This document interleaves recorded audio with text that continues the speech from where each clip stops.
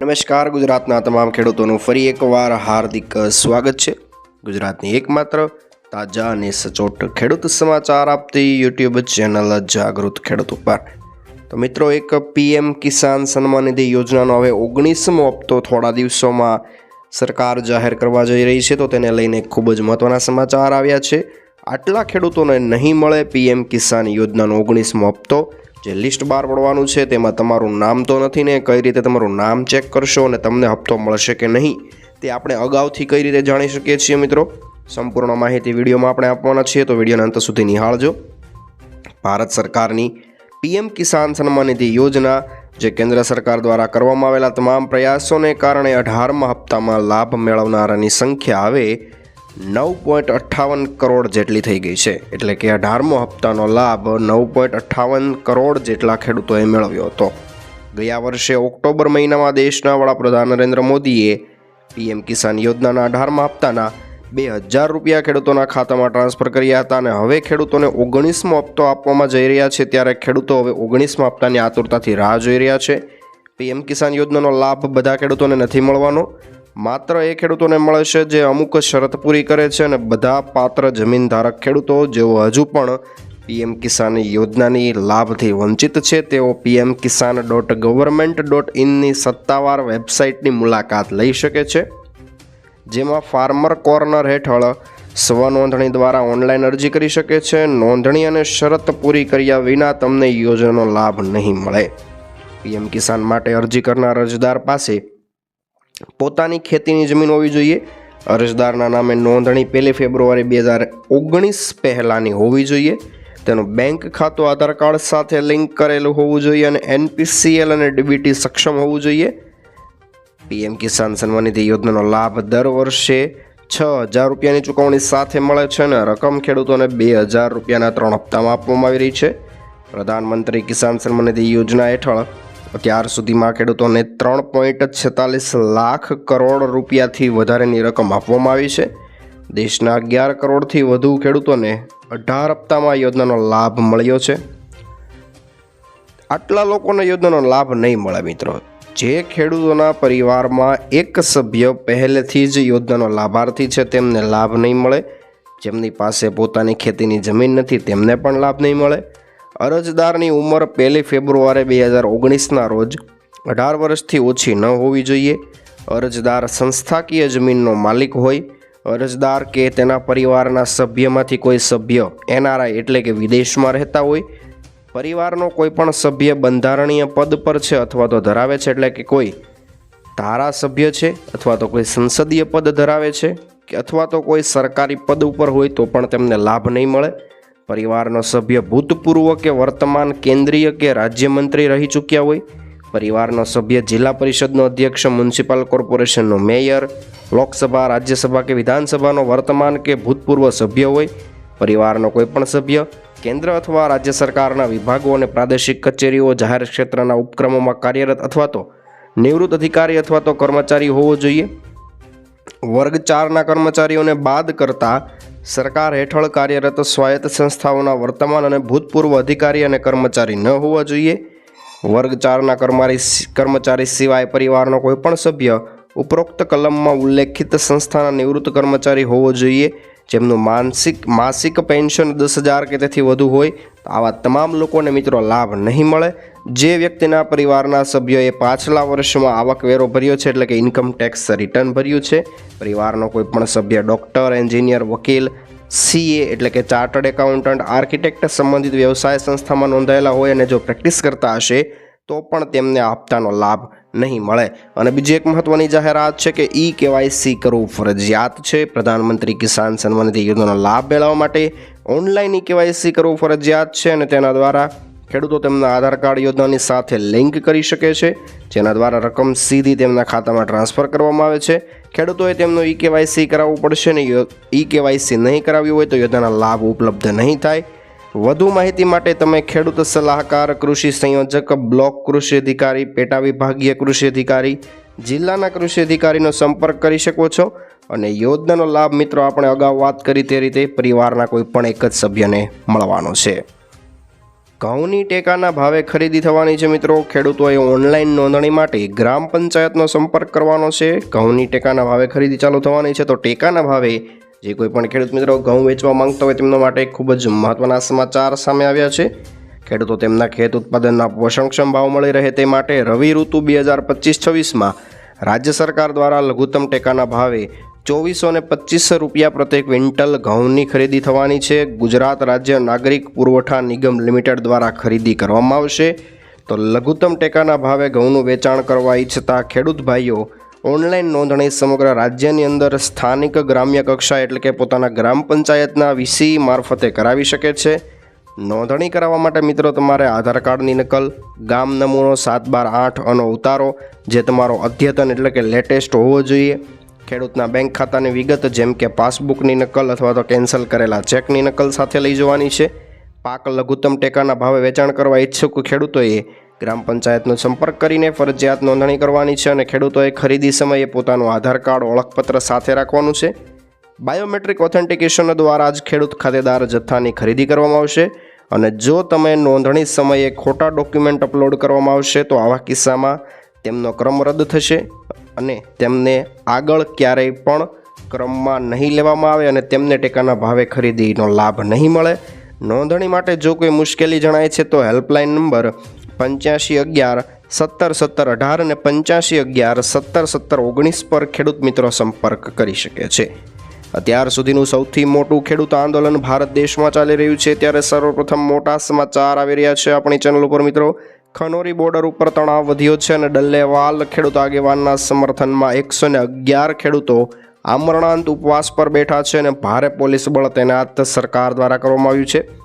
જગજીતસિંહ ડલ્લેવાલના આમરણાંત ઉપવાસનો આજે 51મો દિવસ છે ત્યારે BKU સિદ્ધપુરના વડા અને ખનોરી મોરચાના નેતા કાકાસિંહ કોત્રાએ જણાવ્યું હતું કે જ્યાં સુધી તેમની માંગણી પૂરી નહીં થાય ત્યાં સુધી 111 ખેડૂતોનું એક જૂથ આમરણાંત ઉપવાસ કરશે અને ડલ્લેવાલ ખેડૂત આગેવાન સાથે તેમના જીવનું બલિદાન આપશે. તેમના સમર્થનમાં આજથી 111 ખેડૂતો ખનોરી બોર્ડર ઉપર આમરણાંત ઉપવાસ પર બેઠા છે. તેના કારણે ખનોરી બોર્ડર પર તણાવની સ્થિતિ છે. હરિયાણા પોલીસ દ્વારા ઘટના સ્થળે ભારે પોલીસ બંદોબસ્ત ગોઠવી દેવાયો છે અને બોર્ડર પાસે ખેડૂતો અત્યારે ઉપવાસ પણ કરી રહ્યા છે. આપણે બજાર ભાવ વિશે વાત કરીએ તો મિત્રો મોરબીની અંદર ડુંગળીનો સૌથી ઊંચો ભાવ 460 રૂપિયા બોલાયો હતો. વાત કરીએ તો ગુજરાતની 14 માર્કેટ યાર્ડની અંદર કુલ 9231.14 ટન ડુંગળીની આવક થઈ હતી, જેમાં રાજ્યમાં ડુંગળીનો સૌથી ઊંચો ભાવ અમદાવાદ માર્કેટ યાર્ડમાં 600 રૂપિયા, રાજકોટની અંદર 450 રૂપિયા અને સુરતની અંદર 540, મહુવામાં 472, મોરબીમાં 460, ભાવનગરમાં 454, મહેસાણામાં 450 રૂપિયા અને ગોંડલમાં 446 રૂપિયા ઊંચા ભાવ રહ્યા હતા. કપાસના ભાવની વાત કરીએ તો ગુજરાતની 38 માર્કેટિંગ યાર્ડમાં કુલ 1289.51 ટન કપાસની આવક થઈ હતી, જેમાં રાજ્યમાં કપાસનો સૌથી ઊંચો ભાવ રાજકોટ માર્કેટિંગ યાર્ડમાં 1530 રૂપિયા બોલાયો હતો. માર્કેટ યાર્ડમાં કપાસનો નીચો ભાવ 1370 રૂપિયા બોલાયો હતો.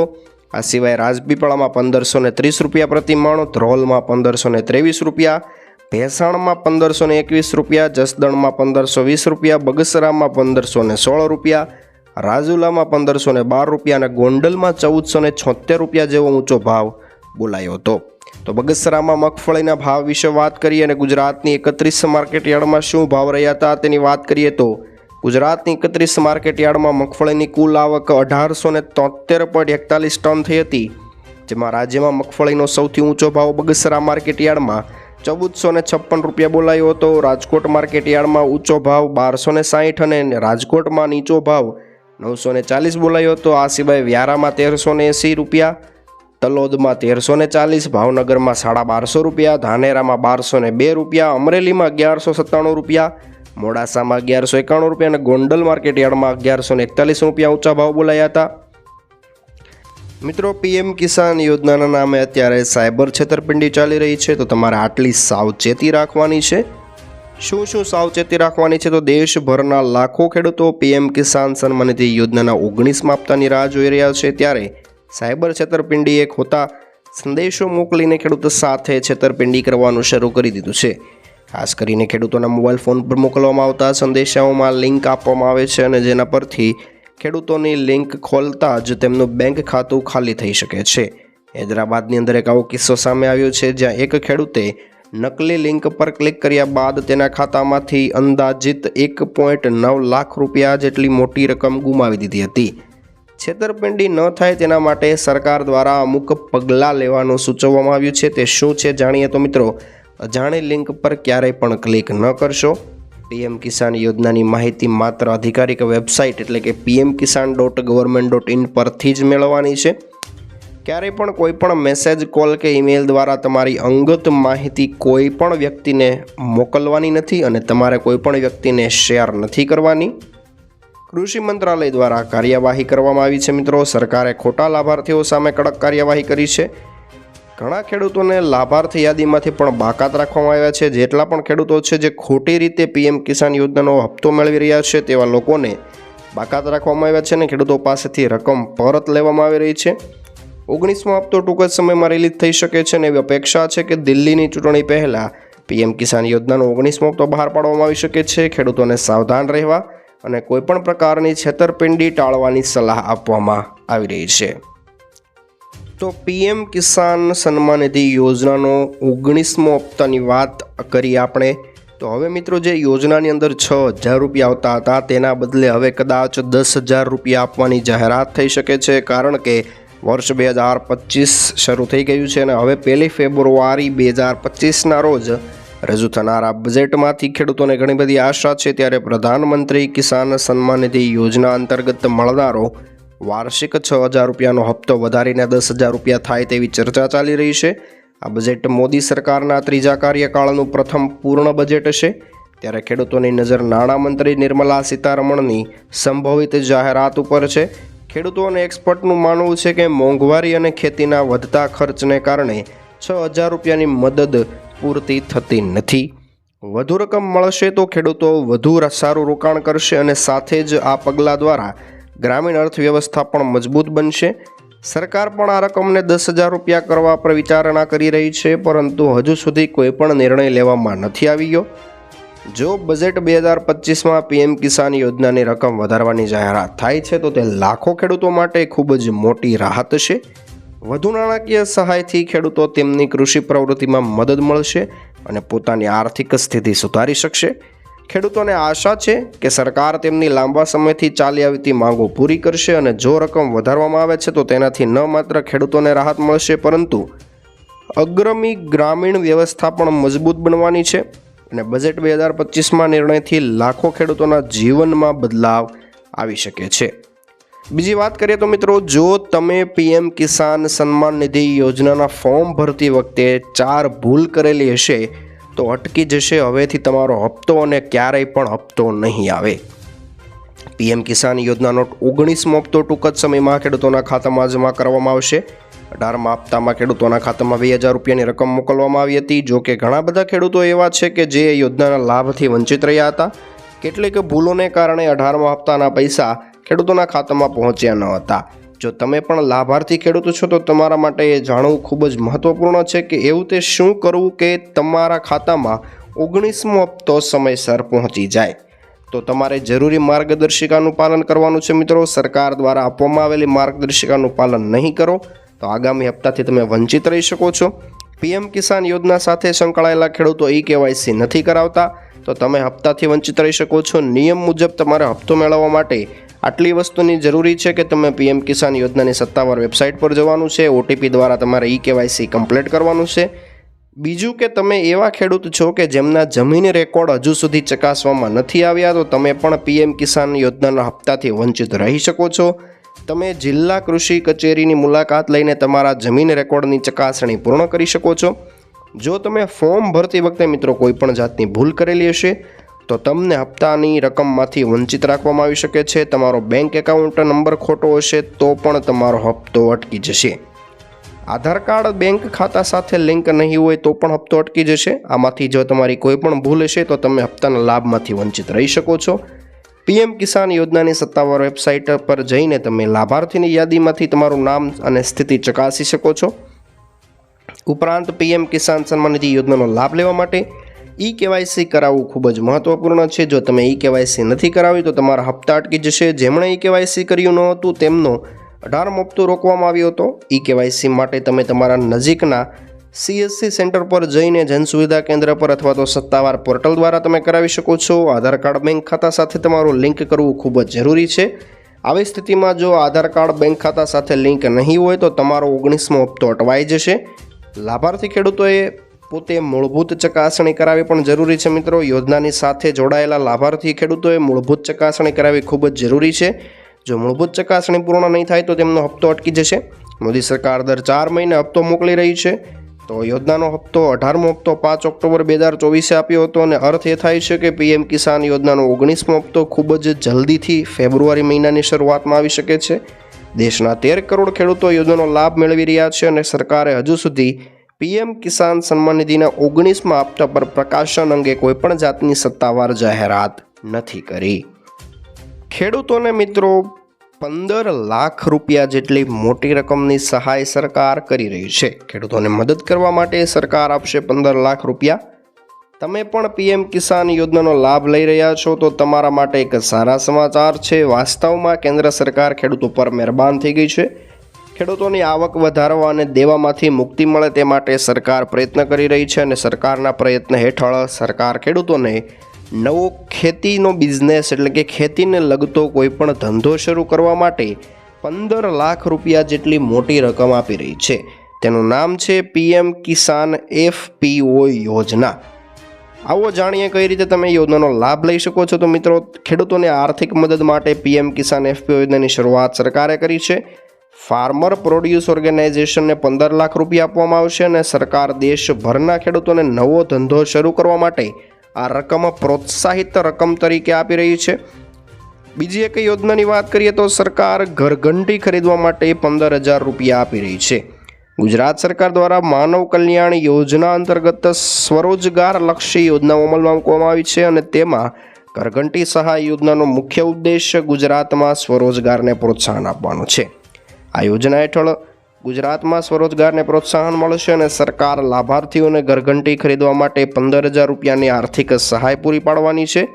તેનાથી લાભાર્થીઓ પોતાના જ ઘરે લોટ બનાવી તેને વેચીને આવક મેળવી શકે છે અને પોતે આત્મનિર્ભર બની શકે છે. આ યોજનાનો લાભ લેવા માટે અરજદાર પોતે ગુજરાત રાજ્યનો કાયમી રહેવાસી હોવો જોઈએ. તેના પરિવારની વાર્ષિક આવક 1,20,000 જેટલી હોવી જોઈએ અથવા તો તેનાથી ઓછી હોવી જોઈએ. અરજદાર પાસે BPL રેશન કાર્ડ હોવું જોઈએ અને લોટ મિલ સંબંધિત અથવા તો લોટ મિલના ક્ષેત્રનું અનુભવનું એક પ્રમાણપત્ર હોવું જોઈએ કે આ માણસ પોતે આ કાર્યને લાયક છે. સહાય યોજના હેઠળ 15,000 રૂપિયાની સહાય મળશે અને યોજનાનો લાભ લેવા માટે તમારે એક ઓનલાઈન ફોર્મ ભરવાનું છે. મિત્રો, આપણે અગાઉ વાત કરી તે અંતર્ગત માનવ કલ્યાણ યોજના અંતર્ગત યોજનાનો લાભ મળવાનો છે અને સ્વરોજગાર એટલે કે આત્મનિર્ભર રોજગારને પ્રોત્સાહન આપવા માટે સરકાર તમને 15,000 રૂપિયા સુધીની સહાય કરવાની છે. 1,20,000 કરતાં જો તમારી વાર્ષિક આવક પરિવારની ઓછી હશે તો તમને લાભ મળશે અને જે તમે ગુજરાત રાજ્યના કાયમી રહેવાસી હશો તો જ તમને લાભ મળશે. અને ખાસ વાત મિત્રો, તમારી પાસે લોટ મિલ કે તેને સંબંધિત ક્ષેત્રનું કોઈપણ જાતનું પ્રમાણપત્ર હશે તો જ તમને લાભ મળવાપાત્ર રહેશે. તો આ તાજના મુખ્ય સમાચાર. ફરી એકવાર નવા સમાચાર સાથે મળીશું. ત્યાં સુધી જોતા રહો આપણી YouTube ચેનલને. જય કૃષિ વિજ્ઞાન.